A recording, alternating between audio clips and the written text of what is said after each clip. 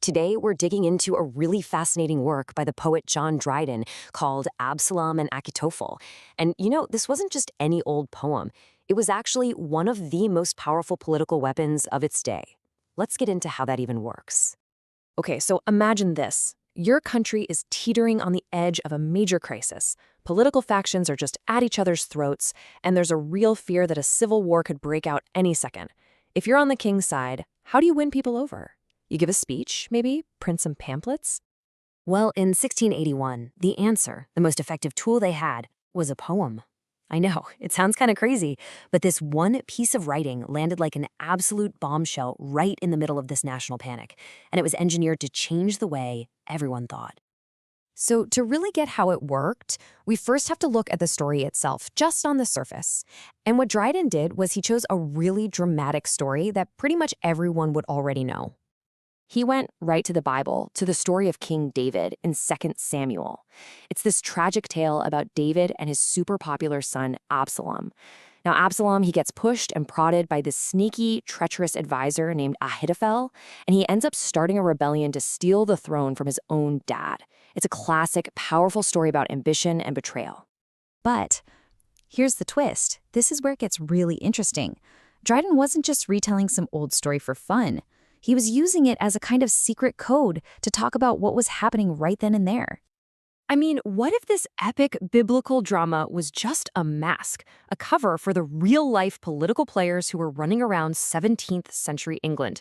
Answering that question is the key to the whole thing. So the literary tool he's using here is called a political allegory. It's a pretty brilliant way to talk about current events without talking about them directly.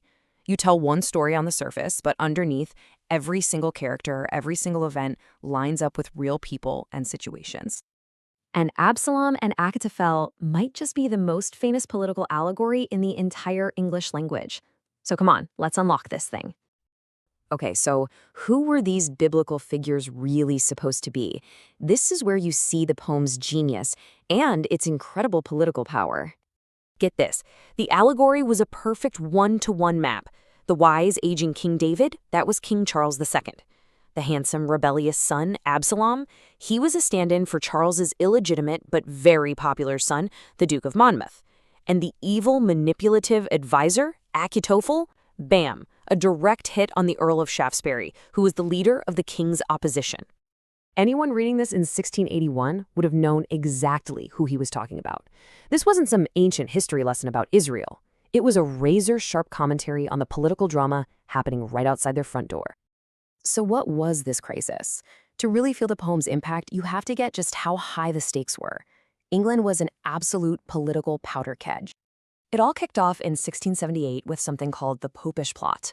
Now, this was a totally made-up conspiracy about a Catholic plan to kill the king. It wasn't real at all, but it created mass panic and this wave of anti-Catholic hysteria. And that fear led right into the Exclusion Crisis, which was this multi-year political battle to pass a law that would exclude King Charles's brother, James, who was Catholic, from ever taking the throne. Dryden publishes his poem right in the thick of this fight. So you basically had two sides. You had the Whig Party, led by that Earl of Shaftesbury, and their goal was to block the Catholic James and put the Protestant Duke of Monmouth on the throne instead. And on the other side, you had the Crown's supporters, the Tories. They were trying to preserve the traditional line of succession, this idea of the divine right of kings, and honestly, just trying to stop the country from falling back into another civil war. So this is the chaotic world that Dryden wades right into. He's not just some poet sitting on the sidelines. No, he's jumping into the fight, and this poem is his weapon of choice. And his mission was very strategic, very specific. He wanted to argue against the whole exclusion idea. But he also wanted to completely tear down the Earl of Shaftesbury's reputation, painting him as this dangerous, evil manipulator. At the same time, he portrays the popular Duke of Monmouth, not as a villain, but as this tragic figure who was basically just young and easily misled. It was a really clever, multi-pronged attack. Yeah, there was nothing subtle about this. The poem's purpose was, and I'm quoting here, to counter the threat of revolution and preserve the Duke of York's position in the line of succession. I mean, it doesn't get more direct than that. This was a political missile. And this is the absolute genius of it. Arguments about royal succession and divine right, that can be kind of dry, kind of complicated. But a story about a father and a rebellious son, Everybody gets that. By wrapping the whole political mess in this epic biblical story, Dryden made his argument emotional, he made it memorable, and he made it persuasive to a massive audience. He turned his enemies into biblical bad guys and his king into a tragic hero. Which leaves us with a pretty cool question, right? We usually think of political battles being won with armies and laws and money. But the story of Absalom and Achitophel shows that sometimes, at just the right moment, in just the right hands, a story can be the most powerful weapon of all. So, can a poem be more powerful than a sword? Well, back in 1681, John Dryden sure made a strong case that it could be.